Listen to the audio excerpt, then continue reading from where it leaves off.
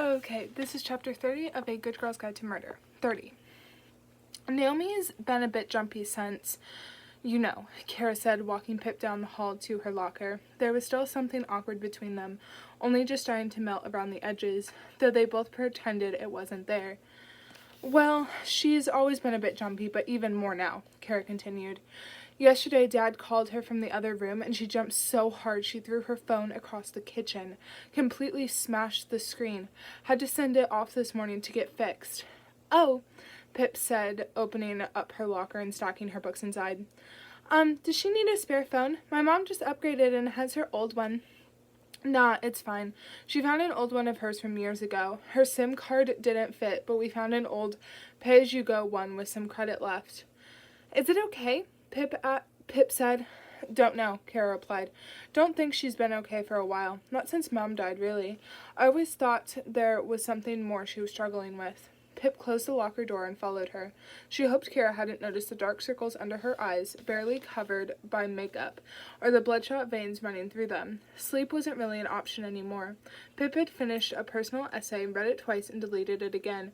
It wasn't right. It wasn't her. So now she had to start from scratch with just 2 weeks to go. Her deadline for keeping Naomi and Kara out of everything was ticking down every second, and when she did sleep, there was a dark figure in her dreams, just out of sight, watching her. It'll be okay, Pip said. I promise.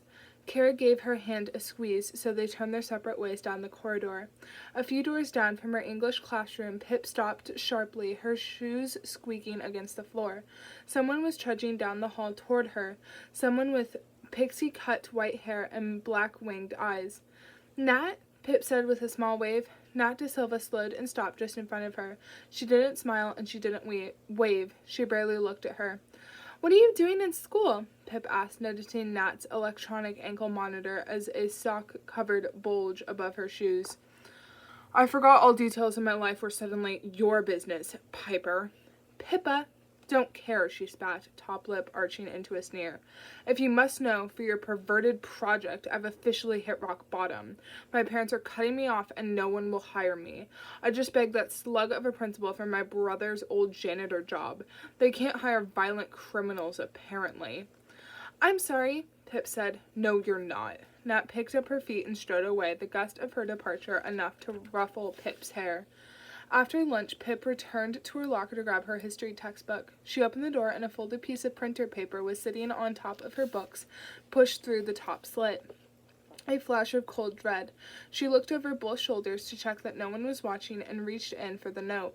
This is your final warning, Pippa. Walk away. She read it only once, folded the page back up, and slipped it under the cover of her textbook. She pulled out the book and walked away down the hall. It was clear. Someone wanted her to know they could get to her at home and at school. They wanted to scare her, and they were succeeding. Terror had chased away sleep the last 3 nights. But if this person was really prepared to hurt her or her family, wouldn't they have done it by now? Pip couldn't walk away from this, from Sal and Ravi, from Kara and Naomi. She was in too deep. There was a killer in Fairview. They'd seen her last capstone project entry, and now they were reacting, which meant that Pip was on the right track somewhere. A warning was all it was. She had to believe that, had to tell herself that when she lay sleepless at night. Even though unknown might be closing in on her, she was also closing in on them.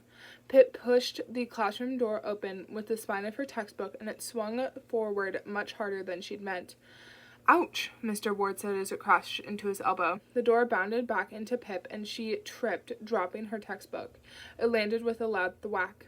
Sorry, Mr. Ward, she said. Didn't know you were right there. That's okay, he smiled. I'll interpret it as your eagerness for learning rather than an assassination attempt. Well, we are learning about 1930s Russia. Ah, I see, he said, bending to pick up her book. So it was a practical demonstration? The note slipped out from the cover and glided to the floor.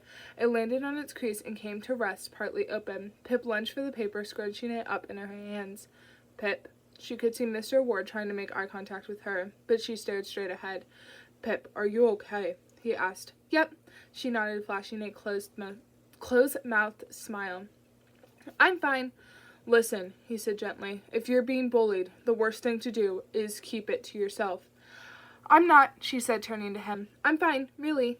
Pip, "I'm good, Mr. Ward," she said as the first group of chattering students slipped in the door behind them. She took her textbook from his hands and wandered over to her seat, knowing his eyes were following her. "Pips," Connor said, shoving his bag down on the place beside her. "Lost you after lunch." And then in a whisper he added, "So why are you and Kara acting all weird? You have a fight or something?" "No," she said. "We're all fine. Everything's fine." Pippa Fitz Amobi, 10-19-19. Capstone Project Log Entry 33. Nat De Silva has now climbed to the top of the suspect list. She was at school just a few hours before I found the note, and she has a history of putting death threats in lockers. But it's not definitive, not at all. I didn't actually see her do it with my own 2 eyes. Could be coincidence, though I hate that word.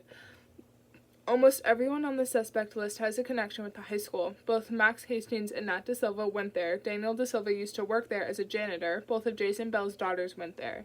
I don't know if Howie Bowers attended. I can't seem to find any information about him. But all these suspects know I go there.